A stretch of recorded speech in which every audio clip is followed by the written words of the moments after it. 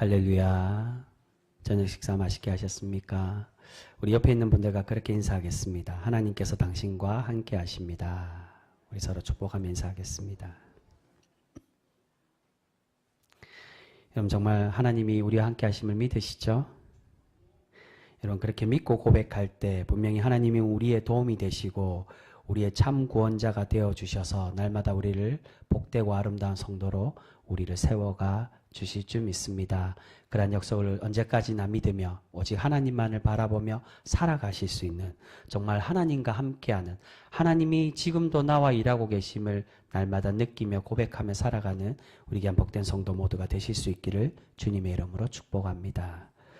여러분 지난 시간에 하나님께서는 기드온과 함께하고 있던 32,000명의 군대를 줄여서 300명만 남게 만드셨습니다. 그런데 지금 기드온이 상대해야 되는 미디안과 아말렉의 연합군의 군사들이 몇 명이라고 지난주에 말씀을 드렸습니까? 13만 5천 명이 함께 모였습니다. 원래 이 32,000명에서 비교하면 4배가 넘는 숫자입니다. 13만 5천 명이라는 숫자가 뒤에 이제 8장에 가면 그 수가 정확하게 나옵니다. 죽은 인원과 남은 인원이 몇 명이냐. 12만 명이 죽고 1만 5천 명이 남았다. 그래서 13만 5천 명이 됩니다. 3만 명으로도 이길 수 있을지 없을지 모를 이 불리한 전쟁에서 하나님은 이해할 수 없게도 이해할 수 없는 만큼 전쟁을 더 어렵게 만들고 계십니다. 지금 기드온은 하나님의 명령에 순종하여 모두 돌려보내고 오직 300명만 남겨두었습니다. 하지만 기드온은 순종은 했지만 여전히 두렵고 불안하기만 했다는 것입니다. 이렇게 두려워하고 있던 기드온에게 하나님은 다시금 기드온을 부르셔서 그에게 확신을 주기 위해 기드온을 미디안의 진영으로 내려가라고 말씀하고 계십니다. 우리 그 말씀 9절에서 11절까지 말씀입니다. 우리 오늘 초반의 말씀 9절에서 11절까지 말씀 우리 같이 읽겠습니다. 시작. 그 밤에 여호와께서 기드온에게 이르시되 일어나 진영으로 내려가라. 내가 그것을 내 손에 넘겨주었느니라. 만일 내가 내려가기를 두려워하거든 내 부하 보라와 함께 그 진영으로 내려가서 그들이 하는 말을 들으라. 그 후에 내 손이 강하여져서 그 진영으로 내려가리라 하시니 기드온이 이에 그의 부하 보라와 함께 군대가 있는 진영 근처로 내려간즉. 아멘.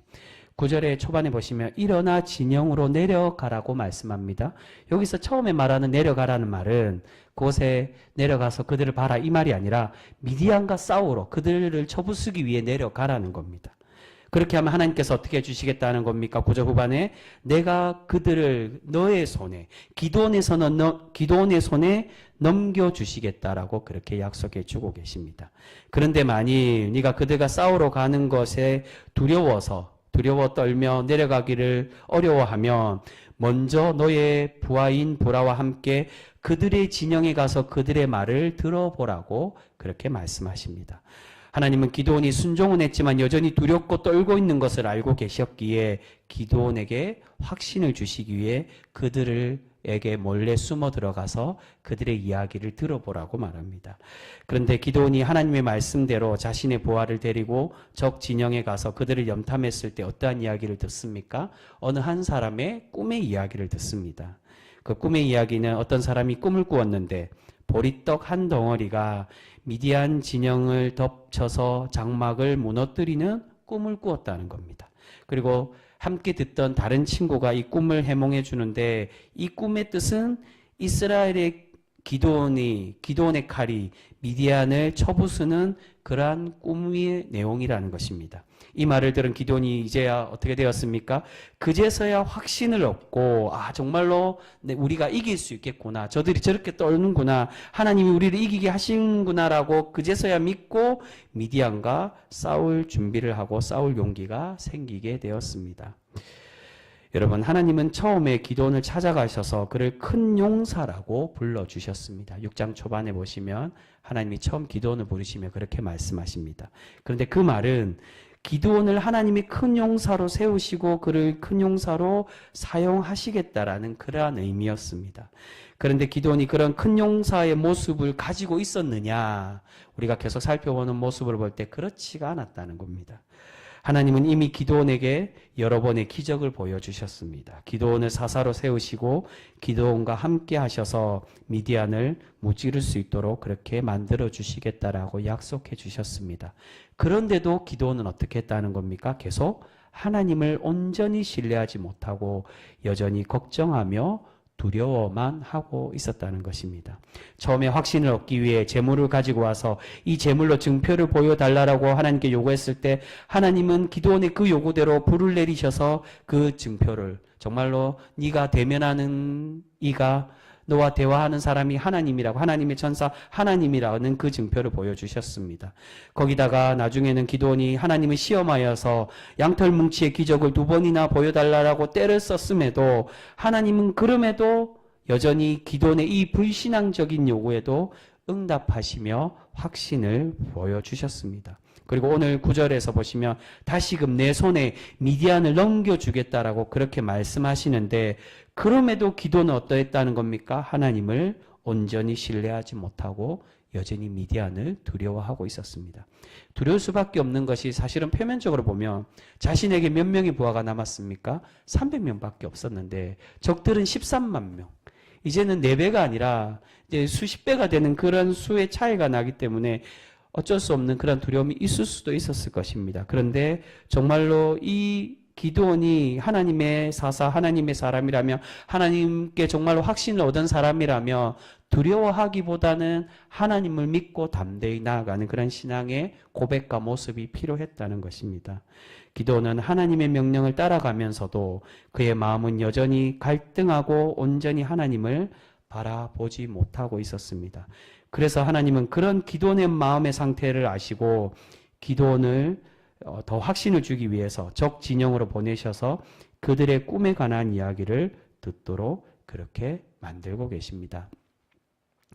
여러분 이전에 그런 이야기를 들은 적이 있습니다. 아마 우리 성도분들 중에도 그런 이 설교 때 이야기를 많이 들어보셨을 것인데 어떤 목사님이 우연찮게 무당이 구슬하는 그런 현장에 가게 되었다고 합니다. 그런데 갑자기 그 무당이 그 목사님을 가리키며 당신 때문에 굿이 안 된다고. 당신이 섬기는 내가 섬기는 신보다 당신이 섬기는 예수 신이 더 큰 신이기에 그 당신 때문에 당신 여기 있음으로 해서 내가 굿이 안 되고 점괘가 안 나온다라고 그렇게 이야기를 했다고 합니다. 그 말을 들은 그 목사님이 정말 예수님이 정말로 자신과 함께하고 계시는구나라는 걸 확신을 얻게 되었고 내가 믿는 하나님이 정말로 참 신이구나라고 생각하게 되었다고 합니다.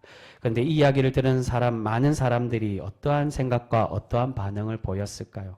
이 비슷한 이야기가 사실은 굉장히 많습니다. 어떤 성도분이 친구 따라 점집에 갔는데 그 점의 점쟁이가 점괘가 안 나온다는 그런 이야기도 하고 이 비슷한 이야기들이 참 많이 있습니다. 정말로 하나님을 참되게 믿는 사람은 그러한 다른 어떤 악한 영적인 존재에서의 이 영향을 받지 않고 좌지우지되지 않는 그러한 존재가 된다라고 그렇게 이야기들을 많이 합니다.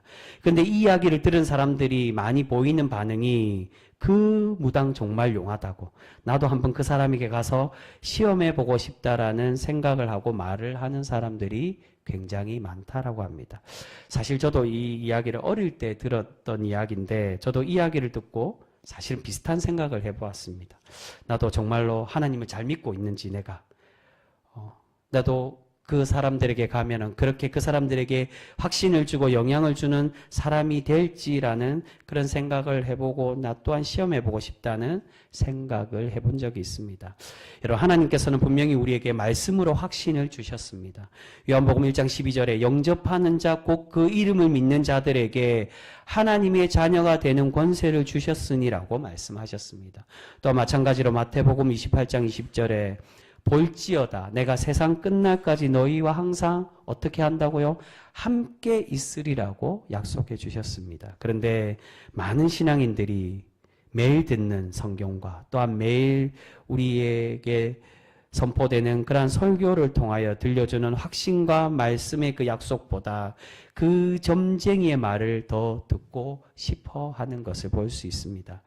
여러분, 지금 기도원이 바로 그러한 모습을 보이고 있었다는 겁니다. 하나님께서 말씀과 기적으로 여러 번 기도원에게 확신을 주시고 찾아가 주시고 은혜를 주셨는데, 그런데 적들의 이상한 꿈 이야기에 도리어 더 확신을 얻고 용기를 얻고 있었다는 겁니다. 결코 이러한 모습을 볼 때 기도원은 큰 용사라고, 하나님의 기도 사사로서 하나님의 그러한 일꾼으로서 세움받기에 부족함이 많은 그러한 사람이었음을 우리는 발견할 수 있습니다. 그런데 여러분, 그럼에도 하나님은 기도원에게 확신을 주시고 그에게 놀라운 기적으로 미디안을 이기도록 그렇게 만들어 주고 계신다는 것입니다. 이제 확신을 얻은 기도원은 적들과 싸울 방법을 군사들에게 알려주는데, 어떻게 싸우자고 이야기를 합니까? 그 싸움 방법도 사실은 굉장히 특이합니다. 이 300명의 용사들을 세 부대로 나누어서 한 손에는 그 모든 300명이 한 손에는 나팔을 들고 또한 다른 한 손에는 빈 항아리 안에 횃불을 넣고 깊은 밤에 미디안 진영으로 쳐들어가자고 그렇게 이야기를 합니다. 19절에 보시면 미디안을 쳐들어간 시간이 이경이라고 되어 있습니다. 이경은 우리 시간으로 밤 10시에서 새벽 2시를 의미합니다. 그러니까 깊은 밤에 저들을 당황하게끔 몰래 쳐들어가자는 겁니다. 그리고 그들을 쳐들어갔을 때 어떻게 해야 된다라고 말합니까? 나팔을 불며 여호와를 위하여, 기드온을 위하여라고 외치라고 그렇게 명령합니다. 실제로는 여호와와 기드온의 칼이라고 외치며 그들과 싸우고 있습니다. 여러분, 지금 기드온이 미디안과 싸우기 위한 방법을 보면 이 싸우는 이 전략이 어떻습니까? 사실은 말도 안 되는 방법입니다. 300명으로 13만 5천 명과 싸우는 것도 말이 안 되지만, 그것도 칼과 창이 아니라 대단한 무기가 아닌 나팔과 횃불만 가지고 소리를 외치는 것으로 적을 물리치겠다는 것은 정말로 정신 나간 짓일 수밖에 없습니다. 그런데 여러분, 그 결과가 어땠다는 겁니까? 놀랍게도 그 결과는 하나님이 이들에게 승리를 내려주셨다는 겁니다. 여러분, 우리 그 말씀 21절과 22절 말씀 우리 같이 읽겠습니다. 21절과 22절 말씀입니다. 같이 읽습니다. 시작. 각기 제자리에 서서 그 진영을 에워싸매 그 온 진영의 군사들이 뛰고 부르짖으며 도망하였는데 300명이 나팔을 불 때에 여호와께서 그 온 진영에서 친구끼리 칼로 치게 하심으로 적군이 도망하여 스레라의 벳시다에 이르고 또 답밭에 가까운 아벨무홀라의 경계에 이르렀으며. 아멘. 그렇게 나팔을 불며 횃불을 흔들고 소리를 지르니 어떻게 했다는 겁니까? 적들이 정신이 나가서 서로 싸우고 서로 죽이게 되었다는 것입니다. 그래서 죽은 사람이 몇 명입니까? 이제 그 다음 장 8장에 보면 나오는데 그 13만 5천 명 중에 12만 명이 죽고 단 15,000명만이 남는 대승을 거두게 되었습니다. 여러분, 어떻게 해서 단 300명으로, 그것도 칼과 창이 아닌, 칼과 창도 없이, 대단한 무기도 없이 이런 대승을 거둘 수가 있었을까요? 바로 이 싸움을 누가 하셨기 때문입니까? 이 싸움은 이스라엘이 기드온이 한 것이 아니라 바로 하나님이 친히 이곳에 역사하셔서 그들을 위해 직접 싸우시고 이들에게 승리를 내려주고 계셨다는 것입니다.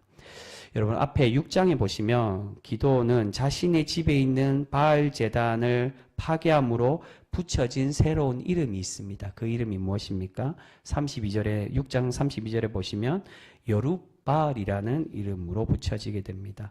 이 사건 이후 계속해서 기드온은 여룻바알이라 하는 기드온이라고 그렇게 불려지게 됩니다. 우리 오늘 함께 읽은 말씀 7장의 초반절 1절에 보시면 그렇게 시작을 합니다. 여룻바알이라 하는 기드온이라고 그렇게 시작을 합니다. 이후에 기드온으로도 소개하지만 이 여룻바알에 대한 이름을 계속 부르고 있습니다. 여러분, 이 여룻바알은 6장 32절에 설명해 보면 바알이 그와 더불어 다툴 것이라는 뜻입니다. 그런데 사실 이 여룻바알이라는 말의 원래 뜻은 바알이 나를 위하여 싸우신다라는 뜻입니다. 무슨 말일까요? 바알이 나를 위해서 싸운다고? 사실은 이 바알이란 말은 이 가나안의 신 바알을 의미하기도 하지만 또한 하나님을 의미하기도 합니다. 그러니까 여기서 말하고자 하는 건 하나님께서 기드온을 위해 싸우고 계신다는 것입니다.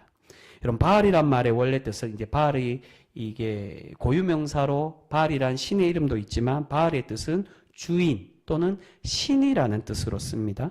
사실 우리도 이 하나님이라 오해하시는 분들이 있는데 제가 설교 때 몇 번 말씀드렸지만 하나님이라는 말은 하나님의 이름이 아닙니다. 이 하나님의 이름을 대명격으로 부르는 겁니다. 한 분이신 분 또는 하늘에 계신 분을 하나님으로 얘기하는 거지. 엘로힘도 마찬가지입니다. 엘로힘은 하나님이라는 뜻이고요. 엘이 사실은 엘이라는 이름이 바알의 아버지 신이 엘입니다. 그러니까 이 엘과 바알이란 말은 신이란 뜻입니다. 이 가나안에서 이스라엘 백성들과 또한 근동에서 주로 신을 이야기할 때 그 신의 이름은 따로 있지만 신을 이야기할 때 보통 우리가 하나님이라고 부르듯이 그 신을 대명격으로 바알이라고 엘이라고 그렇게 부르고 있었다는 겁니다. 그래서 바알의 원래 이 뜻은 이 주인이란 뜻인데 그래서 사무엘 하 2장에 보시면 사울의 아들 이스보셋이라는 사람이 나옵니다. 아마 많이 들어보셨을 것인데 근데 원래 이스보셋의 이름은 이스보셋이 아니라 이 역대상 8장에 보시면 에스바알이라고 되어 있습니다. 이 이스보셋의 원래 이름은 에스바알입니다. 에스바알의 뜻은 바알의 사람. 그러니까 조금 전에 말씀드린 뜻으로 보면 주인의 사람, 주님의 사람이라는 뜻입니다. 즉 하나님의 사람이라는 뜻입니다. 근데 시간이 지나면서 바알이라는 이름이 가나안의 우상의 대표적인 이름으로 인식이 되면서 이 에스바알이라고 쓰기에는 이제 부적격하게 부정하게 보여서 이 에스바알이라는 이름이 이 이스보셋으로 그래서 이름이 이스보셋이 부끄러운 사람이란 뜻입니다.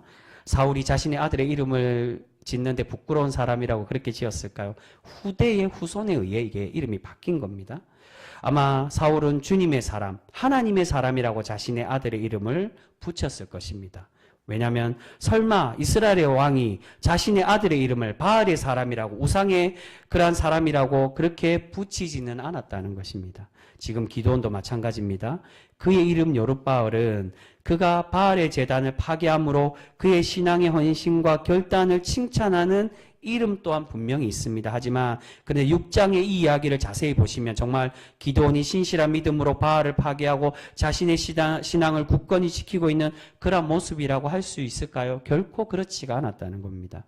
기드온은 사람들이 무서워서 낮에 그 제단을 헐지 못하고 밤에서야 몰래 그 제단을 허물었습니다. 그럼에도 사람들이 나중에 알게 되었을 때 자신을 공격하려고 하자 자신이 이 문제를 담대히 해결한 것이 아니라 그의 아버지가 나서서 그의 아버지 요아스가 중재함으로 겨우 기드온이 지금의 이 위기를 모면할 수가 있었다는 겁니다. 기드온은 하나님의 명령을 따라 순종을 했지만 결코 바알과 싸워서 이길 수 있는 대단한 힘과 그러한 용기가 없는 사람이었습니다. 도리어 이 모든 과정을 누가 이끌어가고 계셨다는 겁니까? 이 기드온이 아니라 비록 기드온이 결단하고 헌신하여서 작은 순종으로 바알의 제단을 허물었지만 진정으로 그 문제들을 해결하고 또한 기드온과 함께 하시고 싸우게 하시고 승리하게 하시는 분은 기드온이 아니라 바로 하나님께서 역사하시고 이 기드온을 이기고 승리하게끔 그렇게 만들어 가셨다는 겁니다. 바로 이 이후의 모든 기드온의 삶들에 대한 그 인생의 모습을 보여주는 이름이 바로 여룻바알이라는 겁니다. 하나님이 싸우고 계신다라고. 이러한 하나님의 은혜의 이름이 바로 여룻바알이라는 뜻이라고 할 수 있습니다. 이것은 오늘 본문에서도 바로 그러한 모습을 잘 보여주고 있습니다. 기도는 겨우 300명으로 수십만 명과 싸워야 하는 생각에 겁에 질리고 있고 싸우러 가기를 두려워하고 있었습니다. 그래서 하나님은 기도원의 수준에 맞게 하나님의 뜻에는 맞진 않지만 그러나 이 기도원이 너무나도 믿음이 적고 연약해서 적들의 꿈으로나마 확신을 가질 수 있도록 그렇게 은혜를 베풀어 주셨습니다. 또한 칼과 창이 아닌 특별한 대단한 무기가 아니라 하나님께서 친히 기적을 보여주심으로 이들을 이길 수 없는 결코 이길 수 없는 이 싸움을 승리하도록 그렇게 만들어 주고 계셨다는 것입니다. 22절에 보시면 여호와께서 서로 칼로 치게 하셨다라고 서로 친구가 누가 하셨다라고 말씀합니까? 22절에 여호와께서 그들을 서로 혼동되게 하신 것이죠. 치게 하심으로 그렇게 승리하게 하셨다는 겁니다. 여러분, 오늘 기도는 비록 계속 하나님의 말씀에 순종하고 따라가고는 있지만 여전히 부족하고 계속 실패하는 모습을 보이고 있습니다. 그럼에도 하나님은 기도원의 이 작은 순종과 헌신을 귀하게 보시고 그에게 은혜를 더하여 주시고 기도원과 함께 하여 주고 계시는 줄 믿습니다. 여러분, 기도원의 이 모습은 누구와 닮아 있다라고 할 수 있습니까? 바로 아브라함의 모습과 닮아 있는 것입니다. 여러분, 아브라함은 새벽 기도 시간에도 말씀드렸지만 결코 믿음이 좋은 사람. 우리는 보통 아브라함을 별명하면 믿음의 조상이라고 말하지만 결코 아브라함은 믿음의 조상의 사람이 아니라는 겁니다. 물질 때문에 조카 롯과도 다투어서 그와 헤어지기도 하고요. 하나님의 약속을 믿지 못해서 자신의 아내 사라를 누이라고 2번이나 속이는 일까지 했습니다. 하나님이 분명히 너의 아내를 통해 아들을 주겠다라고 약속해 주셨는데 그 아내를 놓침으로 하나님의 약속을 이루지 못하는 그러한 길로 빠지는 그러한 실수도 범했습니다. 그리고 마지막에 하나님께서 아브라함에게 찾아가셔서 100세에 내가 너에게 아들을 주겠다라고 1년 이후에 너에게 아들을 주겠다라고 했을 때 이 아브라함이 어떻게 그 말씀에 반응을 합니까? 하나님을 비웃는 것을 볼 수 있습니다. 사라와 아브라함이 하나님의 그 말씀에 웃고 있었습니다. 그래서 그 아들의 이름이 이삭입니다. 그가 하나님을 비웃는 사람이 왜 이삭이냐? 하나님의 그 비소가 하나님의 기쁨의 삶으로 바꿔간다. 그 뜻이 바로 이삭의 의미입니다. 비록 자신의 삶이 기쁠 수 없고 하나님의 그 말도 안 되는 말에 비웃을 수밖에 없는 그러한 상황, 그러한 아브라함의 신앙이었지만 하나님은 그런 부족한 아브라함을 기쁨의 사람으로 만들어주고 계신다는 겁니다. 여러분, 그렇게 불충한 아브라함이었지만 결정적인 순간에 하나님을 향한 신뢰와 신앙의 열심, 믿음을 보이고 있는 것을 볼 수 있습니다. 여러분, 그 신뢰의 결과가 무엇입니까? 바로 이삭을 하나님께 바치는 사건이었습니다. 아브라함은 그 귀한 아들, 100세 얻은 아들을 하나님께서 너는 이 이삭을 바치라고 했을 때 아브라함은 그 이전에 없던 신앙의 결단과 신앙의 헌신을 보여주고 있습니다. 그가 그렇게 이삭을 바칠 수 있었던 이유는 그가 비록 자신의 아들, 이 귀한 아들을 바쳐도 하나님께서는 지금까지 나를 여기까지 인도해 주신 것처럼 반드시 이 이삭을 살려주시고 회복시켜 주실 것을 믿고 있었기 때문이라는 겁니다. 여러분, 아브라함은 결코 믿음이 좋은 사람이 아니었지만 하나님께서 그를 기다려주시고 인내하심으로 아브라함을 믿음의 사람으로 세워가고 계시는 것입니다. 오늘 기도원도 마찬가지입니다. 기도원은 계속 의심하고 하나님을 원망하고 하나님을 신뢰하지 못하고 있었던 사람입니다. 도리어 꿈 해몽에 반응하는 그러한 사람이었습니다. 하나님의 말씀에 그 기적과 은혜에 반응하고 그것을 믿고 신뢰한 것이 아니라 겨우 적들이 말하는 그 꿈 해몽과 그 꿈 이야기에만 반응하고 그것에 확신을 얻는 그러한 부족한 사람이었습니다. 그런데도 그렇게 하나님은 기도원에게 맞춰주시고 기다려주심으로 이제는 미디안을 칼과 같은 대단한 무기가 없어도 싸울 수 있는 담대한 사람으로 그렇게 만들어 가시고 세워가고 계시는 것을 볼 수 있습니다. 사랑하는 성도 여러분, 하나님께서 기도원을 위하여 친히 일하시고 그에게 승리를 주셨던 것처럼 오늘 우리를 위해서도 동일하게 그러한 은혜와 그러한 사랑을 내려주고 계시는 줄 믿습니다. 여러분, 우리 하나님은 우리가 특별하고 대단해서 우리를 자녀 삼으시고 사랑하여 주시는 것이 결코 아닙니다. 한번 택하여 주시고 사랑하시기로 작정하셨기에 결코 우리를 버리거나 놓치지 않으시고 우리를 끝까지 기다려 주시고 우리를 위해서 지금도 일하고 계시는 줄 믿습니다. 여러분, 이제 우리가 기도원과 같이 하나님의 말씀보다 하나님의 약속의 메시지보다 세상의 말들을 의지하고 신뢰하는 것이 아닌 묵묵히 우리 뒤에서 우리를 기다려 주시고 우리 가운데 역사하시고 여전히 일하시며 싸우고 계시는 오직 그 하나님만을 믿고 의지하며 살아가 하나님의 풍성한 은혜와 그 복으로 날마다 체험받는 우리 귀한 성도 모두가 되실 수 있기를 소망합니다. 여러분, 우리가 비록 작은 결단과 믿음의 헌신이지만 기도원의 이 결단을 귀하게 보시고 끝까지 함께하여 주셨던 것처럼 하나님께서 동일하게 비록 우리는 현재는 제자리 걸음 연약하고 부족한 신앙일지라도 하나님이 우리를 부르시고 하나님이 우리를 찾으실 때 기도원이 보였던 그 작은 결단의 모습처럼 우리가 하나님을 바라보고 하나님을 의지하며 살아갈 때 우리에게도 동일하게 그러한 은혜와 하나님의 역사하심과 기적을 우리에게 동일하게도 내려주실 줄 믿습니다. 사랑하는 성도 여러분, 혹여 우리의 삶들 속에 어려움과 문제들을 가지고 계십니까? 이 기도보다 더 크고 어려운 그런 문제들이 있으십니까? 그럴 때 하나님이 나와 함께 하시고 나를 위해 일하심을, 칼과 창이 없어도 그 많은 군대들을 무찌르시고 이기게 하신 하나님의 그 은혜를 바라보며 의지하여 살아가 하나님의 역사하심과 하나님이 우리를 회복시켜 주시고 우리를 지키시며 구원하여 주시는 그 은혜를 날마다 누리며 살아가실 수 있는 우리 귀한 복된 성도, 우리 귀한 병성교회 모든 성도 되실 수 있기를 주님의 이름으로 축복합니다. 기도하겠습니다.